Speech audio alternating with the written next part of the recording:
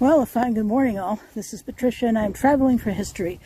I am in Monkton, Vermont today, and this is the East Monkton Cemetery, as we can see. East Monkton no longer exists, it's just Monkton, Vermont. Alrighty, so I'm going to go ahead and come down here to this gate. Note that there's this big old wall here, I'm guessing to hold back the land, and so I had to walk all the way to the end to come back up. So I did talk to a delightful young man. I'm guessing he was under 18. And he said, yeah, sure, you can access it from here, which he's absolutely right. There's another access point over there, but it's bungee corded shut. Oh, it looks like there's another access point down there as well. I think you can see the gate on the left. All right, so let's take a look. See, I have no idea who's buried here, and so we're just gonna take a leap of faith. And actually, I'm gonna pause the video for a moment because the step is very steep. So give me a moment here.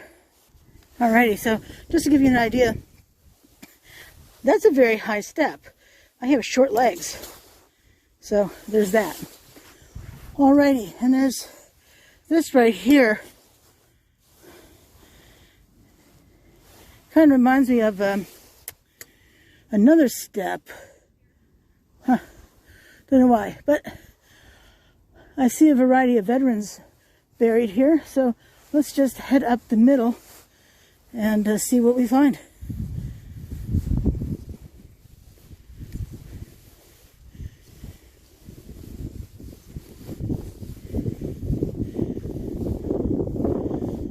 Frost hues at work.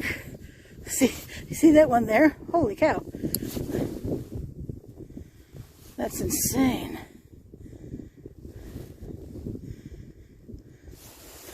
Alright, so this person here, Henry O. White, 18... sure that what that is, 1854? No, 1884. So 1922. His wife, Etta Shiverett, 1872 to 1936.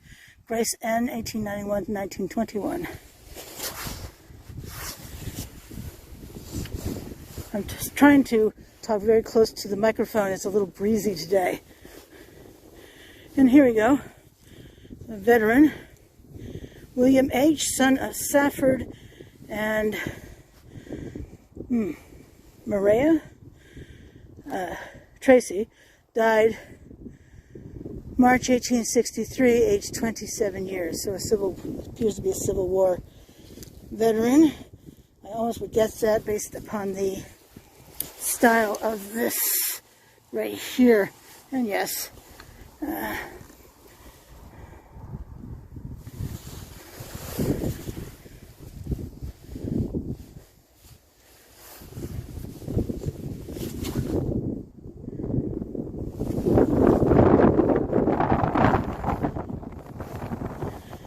can't actually read these. It looks like more Tracy family, but I can't read them overall. Safford Tracy, I think that was the father. Marcia. So Marcia, wife of Safford Tracy, I think that looks like a train, died December 27, 1888, 82 years and 9 months.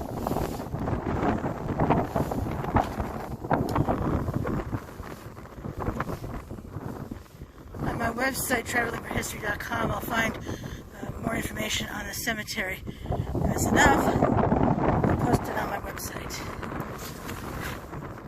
Sometimes it's only a sentence or two, to be honest.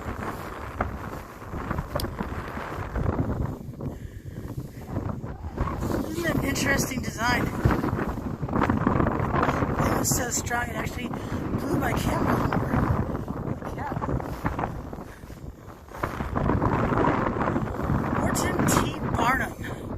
February 23, 1838 to February 1919. His wife, Amanda J. Dean, August 10, 1845 to December 22, 1916.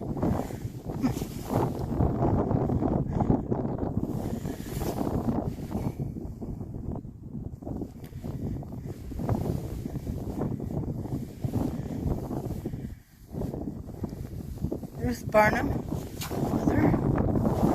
I really like that they have the, not just mother, but her actual name. I see that a lot, I'm sure you do too, when you walk a cemetery. Mother, father, sister, brother, but then no other identifying information. Ooh, Vance. That's not a name I see often. December 30, 1925.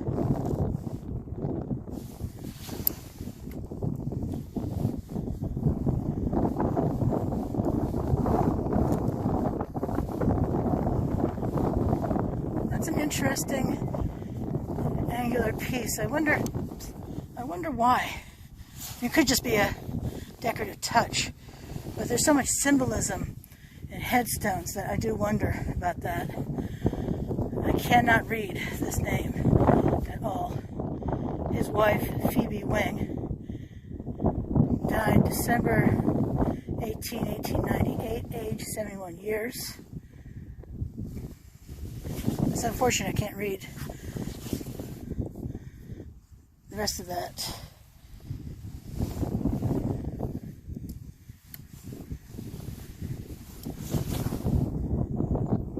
What does that say? I almost want to say his mom, but I just can't imagine. Huh, maybe it's initials. Well, you can let me know in the comments below what you think that is. It probably is initials.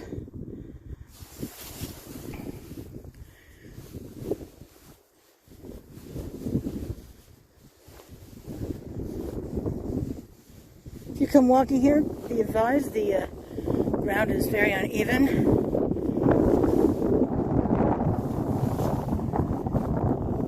There's a grave way over here.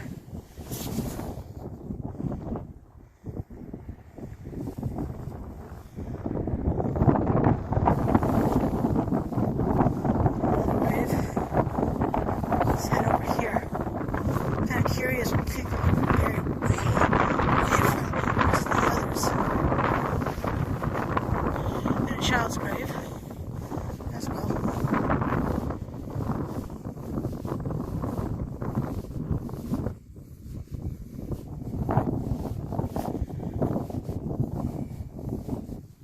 Oh, 3 little graves.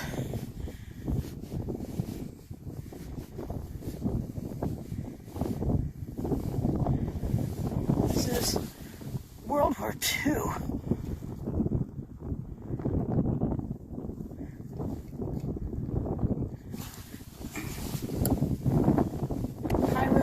Gerald Pierce, Corporal, U.S. Army, World War II. April 6, 1921 to September 14th, 2006.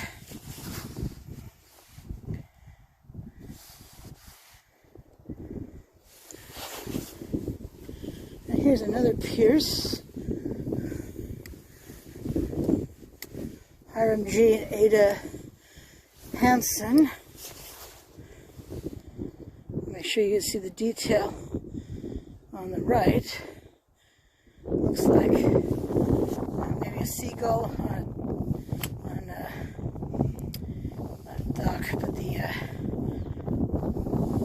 pylon maybe. And then on this side, isn't it a Masonic symbol?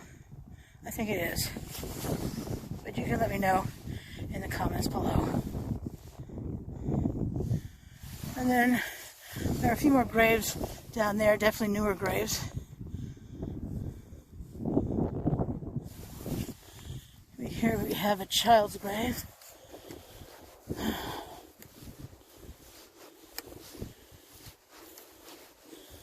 I could tell from over there, this is a child's grave, because of the lamb on top. The lamb on top of top of a grave marker, typically smaller ones too, signify a child's grave. A few others do too, but we're staying in front of one with a lamp. Justin Marvin Pierce, July to October 1974. Now, I would have thought that was older, to be perfectly honest. What about you?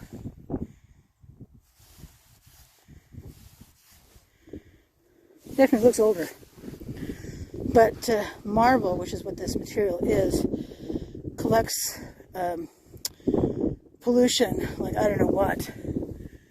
They're usually black. I mean, you see there is some black here, so I'm wondering if someone cleaned this at some point in the last year or two, and it's just now garnering dirt again.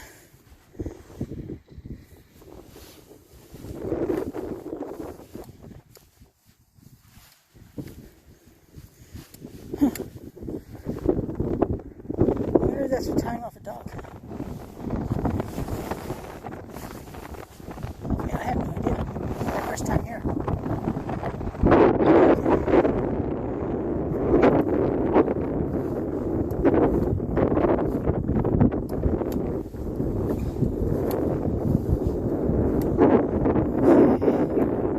Well, this headstone has been repaired.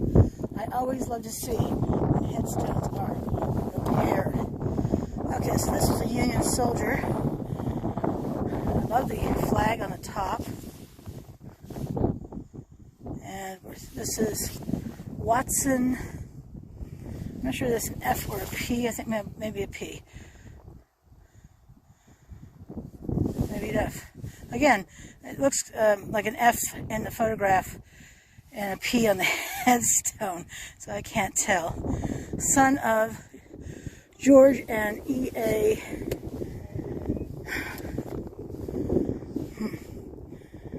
Morgan, died March 3, 1865, aged 20 years.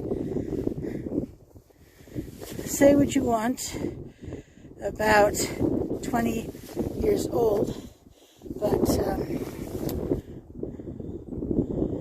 still a very young man to die.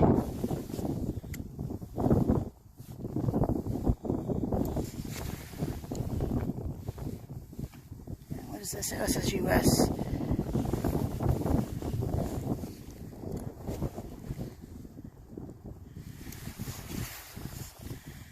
We see George Morgan is buried right there. Again, Watson's father.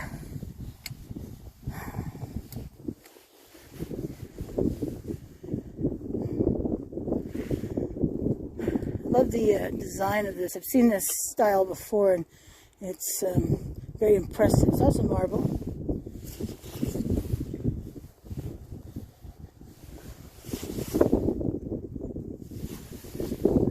I don't see any names on this side. So it's George Morgan, died February 23, 1889, at the age of 78 years.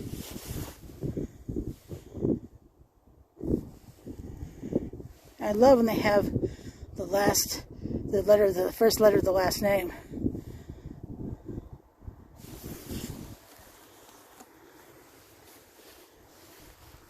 Nothing on this side. And what about over here? Oh yeah, wife of. Let me just...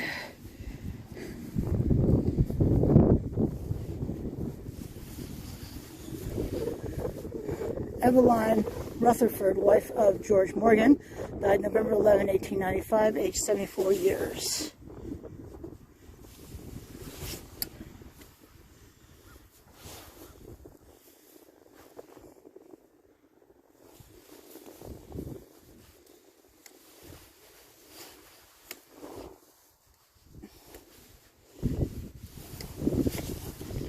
Mother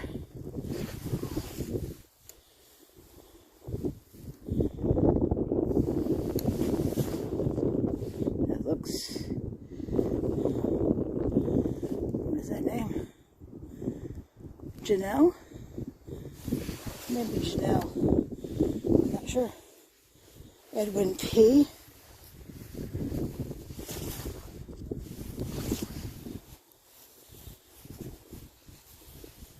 I don't know what that name is. Lichen or something on there. Landon? I don't know. I see another Civil War veteran down here.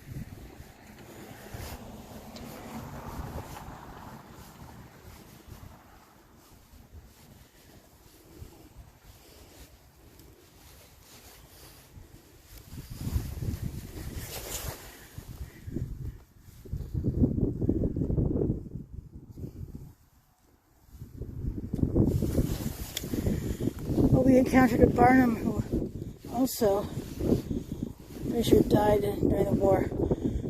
Franklin E. Barnum died September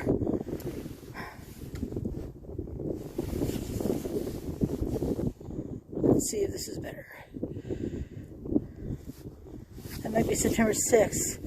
1864, age 51 years.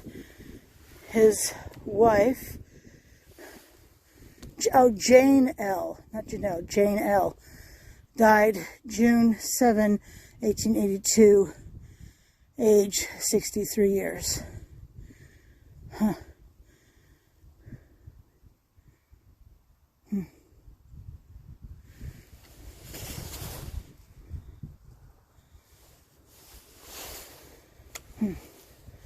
My bet is she received survivor benefits because he had served and apparently died during the Civil War.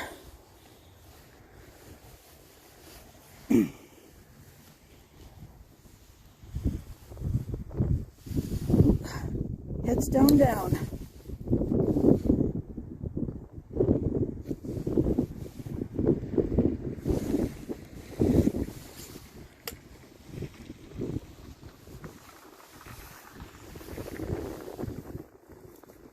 Another repaired one right over there. Always happy to see that, to be perfectly honest.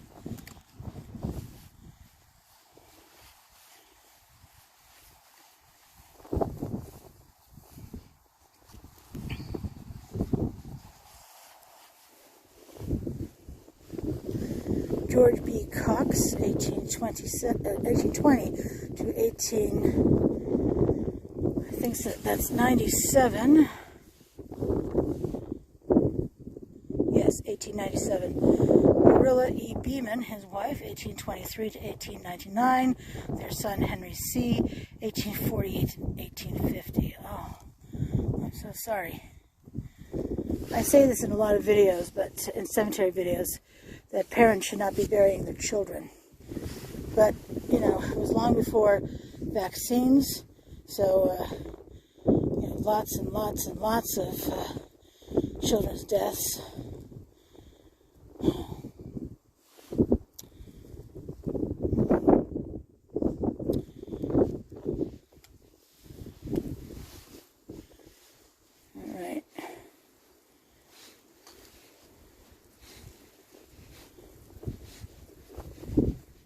Let's come down here.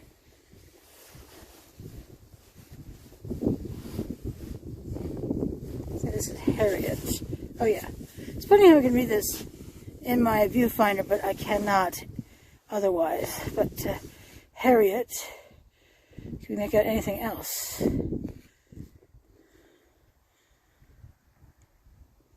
Hastings, last name, died, looks like April something. But I can't read anything else.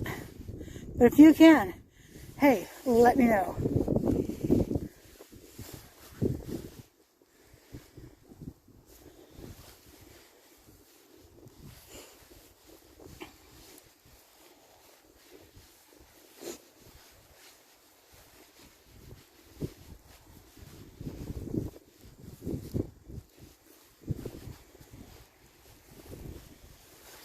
I like the style of this one right here.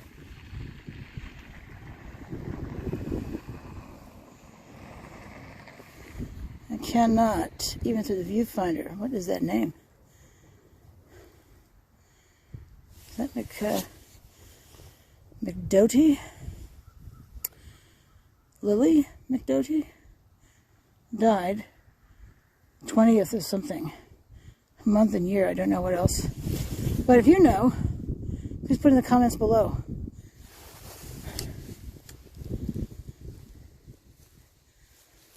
Oh, what is this one here?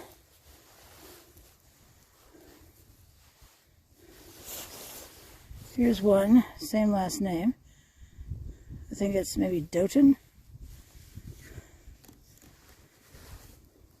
Ryland Doughton died January 31, 1881. Age 67 years it appears to be.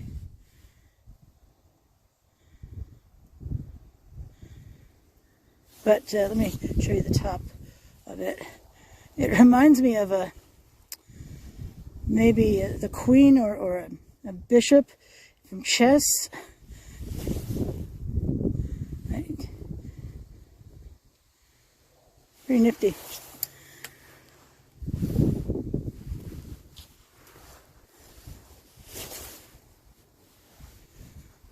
Plants, always a bad idea in a cemetery. Yes, they're beautiful and all that stuff, but the reality is the roots upend the headstones. And that's not a good look anywhere.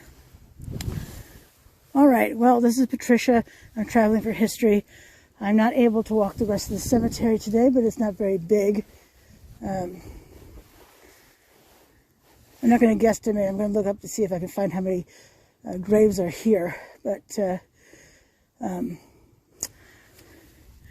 I appreciate your coming with me today. So until I see you again, I hope you have as wonderful a day as this is. It's kind of warm for December, and it's before a major snowstorm is supposed to hit us tomorrow night into Monday night. So stay safe out there, folks, and I shall see you soon.